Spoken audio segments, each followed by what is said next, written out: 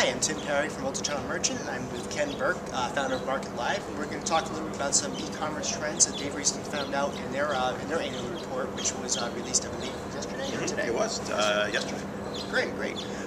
Ken, the tablet seems to have bridged the gap between mobile and desktop e-commerce. Now consumers are shopping cross-device as well as cross-channel. What do merchants need to do to provide a consistent cross-device shopping experience?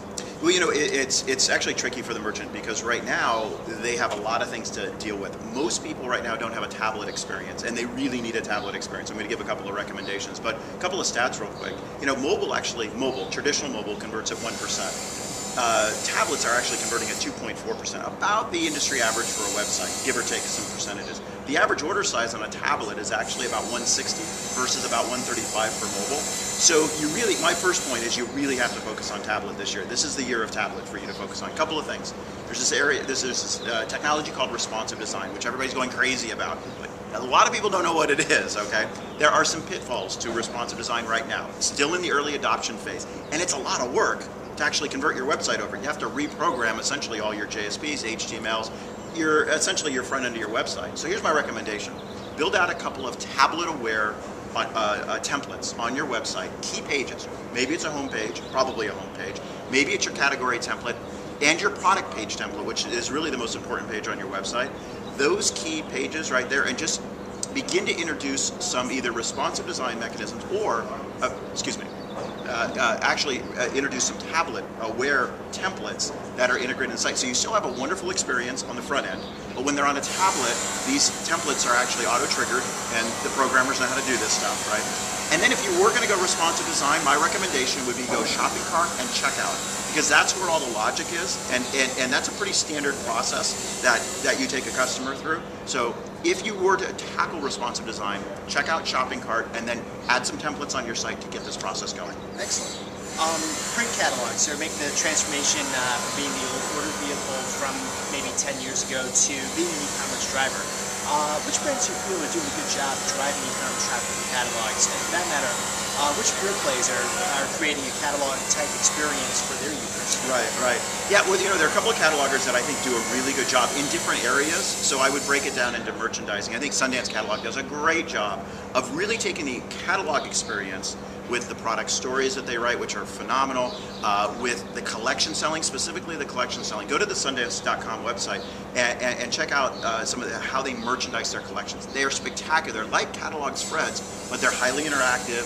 They're elaborated on, meaning they're enhanced online to really add value to the end consumer. A couple other customers that I think are doing a great job in different areas. Ula Popkin, great integration with social and creating this thing called Uplife.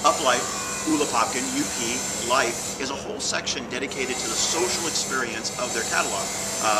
They serve women's apparel, and they really have brought the whole essence of that customer online. So I think they've done two catalogers that have done a great job in that area.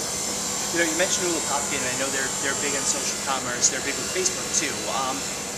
But what we're seeing too is social commerce is either working or it's not working. There's almost no in between there. It's either yes or no.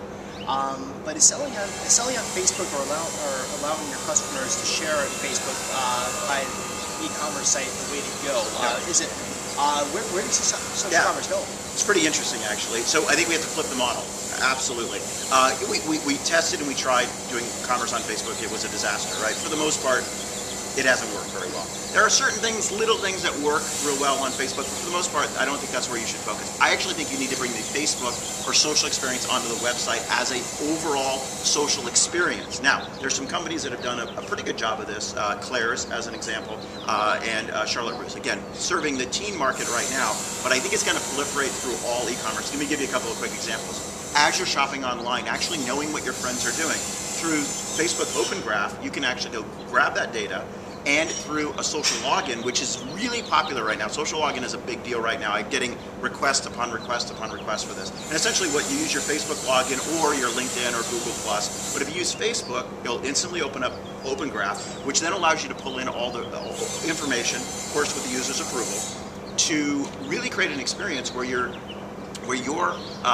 friends and or people on the site, you can can see what they're doing last minute, last 2 minutes, last 10 minutes, what's trending, what their favorites are. So not just best sellers, but what's trending as an example. It's a great way of merchandising. Integrating that into the entire experience. And when you're adding to cart, you might post to Facebook automatically. When you make a purchase, you post automatically to Facebook.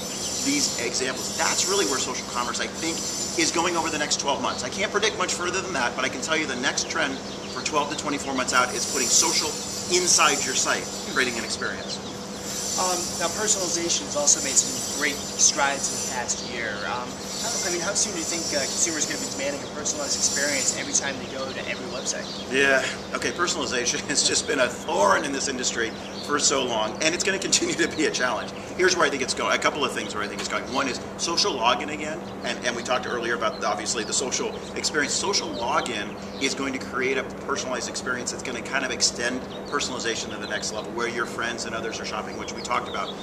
Beyond that, I actually think it's the merchant's responsibility in the back end to integrate these channels. This has been the challenge. So when I'm having a retail experience, or I'm having a catalog experience, or ordering over the phone, I know what's going on all the different channels. And I got to tell you, that problem, I don't see it being tackled right now. Will consumers demand it? Consumers don't know. They don't know to demand it, right? They're getting more sophisticated, but merchants really have to step up and make that happen. I don't see it happening in the next 12 months, but I do see some trends going forward. One quick trend on mobile, in retail specifically, and having I'm hearing a lot more about the mobile experience in store and triggering up promotions for that. That is something I think we're seeing right now will in the next 12 to 24 months become popular. Interesting. I should ask you then too, speaking of mobile and in store, let's talk a second about showrooming. I know that seems to be a thorn in a lot of retailers' sides, and 2 years ago it seemed, or 2 holiday seasons ago, it seemed like it was a chase those people out with a broom or something, just get those people with mobile phones out. And then this past year, it seemed to be more of the, do what you can to keep that customer in the store.